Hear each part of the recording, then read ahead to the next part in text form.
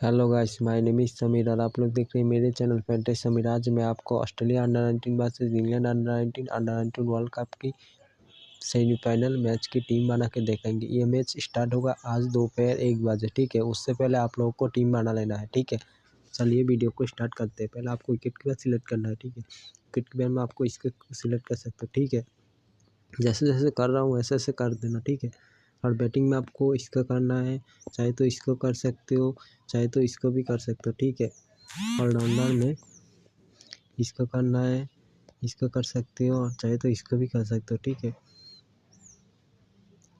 और आप बॉलिंग में इसको करना है, इसको कर सकते हो, चाहे तो इसको कर सकते हो, चाहे तो और एक बैट्समैन ले सकते हो, जैसे कि इसको भी ले सकते हो, ठीक है। कैप्टन में आप इसको दे सकते हो, वाइस कैप्टन आप इसको दे सकते हो, ठीक है। और ये रहा मेरा फाइनल टीम। ऐसे ही टीम चाहे तो मेरे चैनल को सब्सक्राइब कर सकते हो और बेल आइकन कॉल पे सिलेक्ट कर सकते हो। वीडियो अच्छा लगे तो एक लाइक ज़रूर से करके जाना। और एक बात, जो बंदा मेरे टेलीग्राम चैनल पे नए आए हो वो जाके मेरे टेलीग्राम चैनल ज्वाइन हो सकते हो। फास्ट जाओ और मेरे टेलीग्राम चैनल ज्वाइन हो जाओ।